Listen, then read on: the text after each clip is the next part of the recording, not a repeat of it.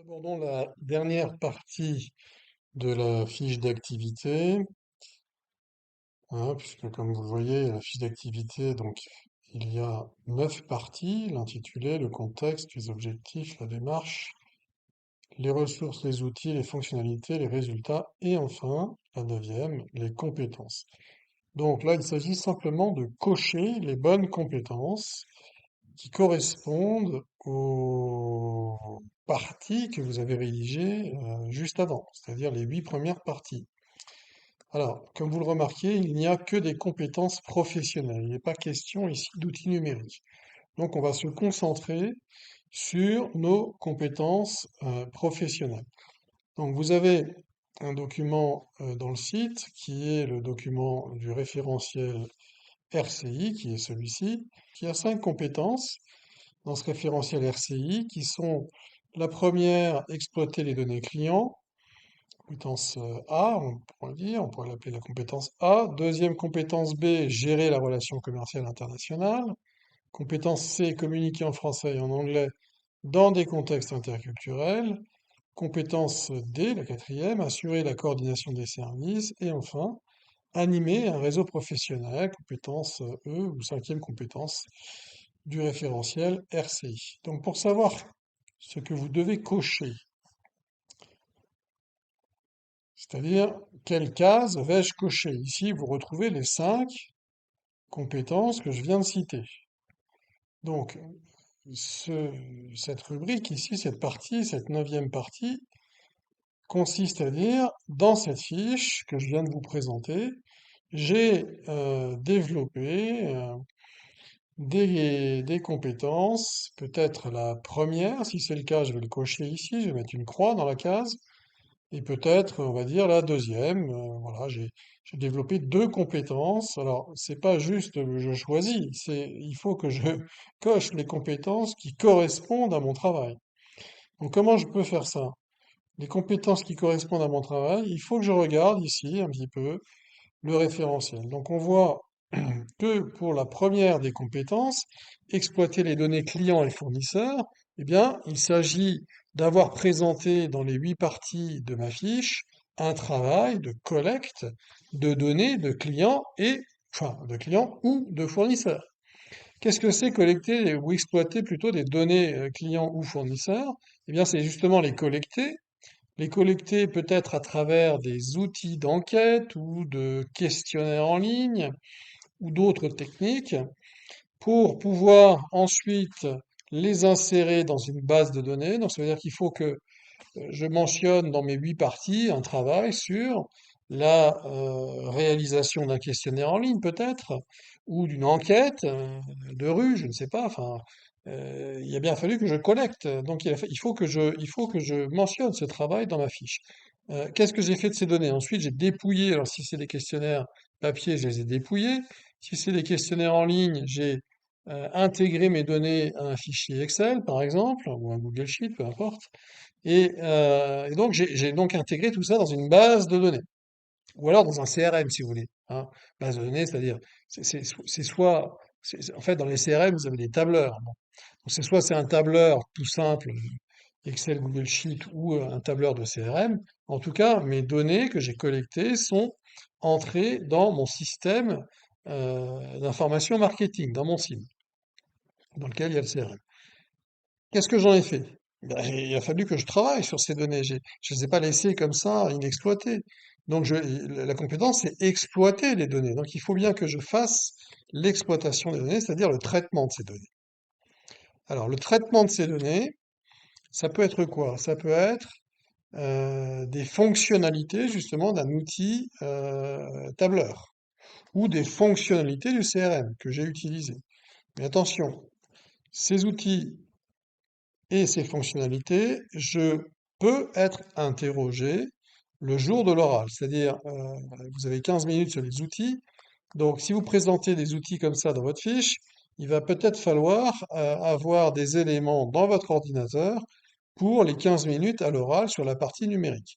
Bon, là, on n'est pas sur la partie numérique, on est sur la partie je coche les compétences. Donc, je peux cocher cette compétence si effectivement j'ai collecté, j'ai mis dans une base de données, j'ai utilisé un tableur j'ai trié ou fait des tableaux croisés dynamiques, enfin j'ai fait des choses pour présenter, pour faire sortir des informations. J'ai donc exploité ma base de données. Et puis, je l'ai analysé, cette information que j'ai réussi à extraire, et je l'ai peut-être partagée en interne, selon certaines procédures de partage. Je l'ai diffusée en interne. Donc, cocher cette compétence, c'est un peu faire tout ça, ou en tout cas une bonne partie de tout ça. Si vous faites pas tout, bon, peut-être que vous cocherez la compétence, mais elle sera cochée de façon moins forte, en quelque sorte, si vous voulez, hein. Deuxième, gérer la relation commerciale. Qu'est-ce que c'est que gérer la relation commerciale? Donc ça, c'est la compétence la plus vaste dans le référentiel RCI. Ça va sur des missions de mesure, de satisfaction client, c'est-à-dire assurer la qualité de la relation client ou fournisseur ou prestataire. Donc là, on est sur des clients, des fournisseurs ou des prestataires.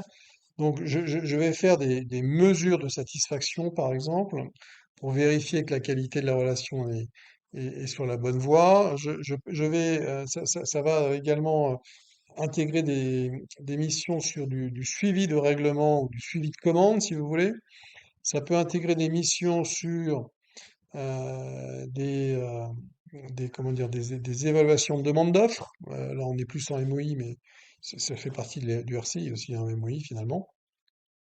Je vais peut-être être sur des gestions de sinistres, des gestions de réclamations, sinistres de transport, réclamations clients internationaux, etc. Comment je gère ça? Comment je suis remboursé? Bon. Donc, est-ce que j'y ai du travail? Donc là, évidemment, il ne s'agit pas de tout faire pour cocher cette compétence. C'est pas faire toutes ces choses-là, puisque on voit bien que c'est assez vaste, mais c'est faire l'une de ces choses-là, peut-être une ou deux, en tout cas au moins une, on va dire. Évaluer la performance commerciale, c'est pareil, c'est des KPI. Donc des KPI, il y a des tableaux de bord là, des KPI de performance commerciale, donc sur de la prospection, sur de la vente, sur sur la mesure de la satisfaction. Des KPI financiers également, donc là c'est sur le diagnostic financier, c'est pas les mêmes KPI.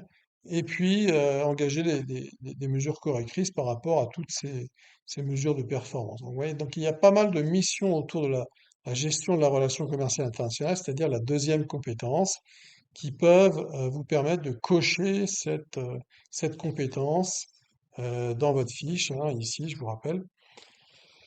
Alors, vous avez ici à droite un petit peu plus de détails, hein, vous voyez les tableaux de bord, les réclamations, les litiges, les sinistres, donc tout le traitement des risques d'une transaction internationale. On pourrait imaginer aussi le risque de change, les règlements, le recouvrement d'impayés, règlement des litiges, demande d'offres, proposition commerciale, rédaction d'une offre commerciale, euh, et mesures de satisfaction d'attente client, NPS, etc. Donc tout ça rentre dans la compétence B, mais il ne s'agit pas de tout faire, encore une fois, pour cocher la compétence B, mais simplement au moins une de ces missions. Troisième compétence que vous pouvez cocher, si vous avez communiqué en français ou en anglais dans des contextes interculturels. Donc il y a bien la dimension internationale, attention, il y a une autre culture. Et vous avez élaboré des messages écrits ou oraux. Donc là, ça veut dire qu'on va avoir dans les étapes, dans votre démarche, des méthodologies sur la rédaction d'écrits ou des scripts. On en a parlé sur les vidéos précédentes. Il va y avoir des documents de préparation sur des briefs culturels, interculturels, sur des mémos sur des modèles culturels de la culture ciblée, les affaires à ne pas faire, vous savez, les business protocoles, etc., pour un rendez-vous. Donc, il peut y avoir toutes ces choses-là. Et également, évidemment, tout ce qui concerne les OAV, la rédaction des OAV. Donc, certains, effectivement, en français, d'autres peut-être en anglais. Donc, tout ce qui va être document en soutien du commercial, finalement, ou de la prospection, avec une adaptation culturelle. Euh, donc, si vous avez fait ça, eh bien, vous pouvez cocher la compétence C. Communiquer en français et en anglais dans le contexte interculturel.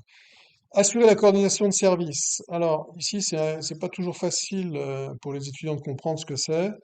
Bah, il s'agit en fait de réaliser des comptes rendus et de les partager en interne, de les diffuser selon une procédure. Alors cette procédure, soit vous avez travaillé sur l'établissement des procédures de partage. C'est quoi les procédures de partage? C'est par exemple, vous êtes sur un drive, vous avez des droits d'accès. Bon, certaines informations vont être destinées à tel ou tel département, donc il y a des droits d'accès à paramétrer sur certains documents. Dans le CRM, ça se fait très bien. Mais dans un drive, vous pouvez également, de façon, je dirais, un petit peu plus artisanale, euh, élaborer une stratégie de droit d'accès. Et puis le partage, bon bah le drive c'est le partage. Bon, mais vous pouvez partager également, faire des envois email, etc. Bon. Mais donc là, il y a toute une dimension, je dirais, rédaction de compte rendu. Donc c'est quoi? C'est des notes de service, c'est des diaporamas, ces choses comme ça. Et puis toute la dimension partage et droit d'accès, c'est-à-dire procédure de partage. Dernière compétence, donc si vous avez fait ça, bah, vous cochez. Si vous ne l'avez pas fait, vous ne cochez pas, évidemment. Dernière compétence, animer un réseau professionnel. Alors, animer un réseau professionnel, c'est un réseau professionnel. Ça veut dire quoi? Il faut entendre ça un petit peu comme des parties prenantes, mais pas toutes les parties prenantes. Ici, ce qui nous intéresse surtout, ça va être des réseaux de commerciaux, des réseaux d'agents commerciaux, des réseaux de distributeurs. Donc, ça peut aussi, par extension, être un petit peu plus large. C'est-à-dire, on anime une communauté professionnelle dans laquelle on pourrait effectivement inclure certaines parties prenantes externes, telles que des fournisseurs, des clients. Bon. Alors, comment fait-on ça? Bon, soit on fait un petit peu de façon ancienne, c'est-à-dire physiquement, avec des réunions, des colloques, des événements, etc., sur lesquels vous avez peut-être participé et organisé. Bon, bah, vous pouvez présenter ça dans ce contexte-là. Ou alors, un petit peu numériquement, et c'est souvent une option assez intéressante pour les étudiants à développer, c'est parce que on peut, comment dire, on peut facilement la simuler en quelque sorte. C'est l'animation des pages professionnelles des réseaux sociaux. Donc, vous avez ici la possibilité de travailler sur les pages pro, LinkedIn, Instagram, TikTok ou je ne sais quoi, qui présentent l'entreprise, ses produits à une communauté professionnelle qui peut être en fonction effectivement de qui a accès à cette page professionnelle, différents profils bien sûr, mais qui peut correspondre à cette compétence. Bien sûr, encore une fois, qui dit outil numérique présenté, dit possibilité pour vous d'être interrogé à l'oral sur cet outil numérique.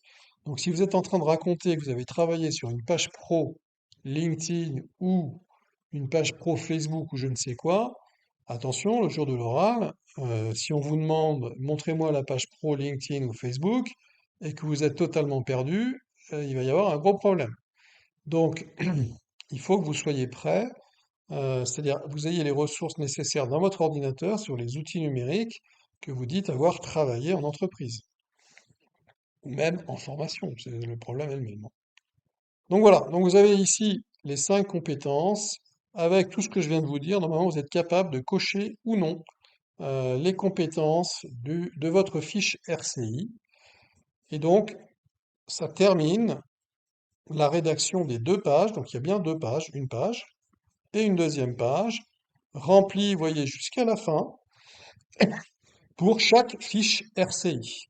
Et vous aurez donc vraisemblablement 3, 4 ou 5 fiches RCI à compléter pour couvrir les 5 compétences et en même temps les 2 activités réelles que vous devez présenter, vécues en entreprise, dont une à l'étranger, et les 2 outils numériques que vous devez aussi présenter, dont un tableur et un autre outil que le tableur.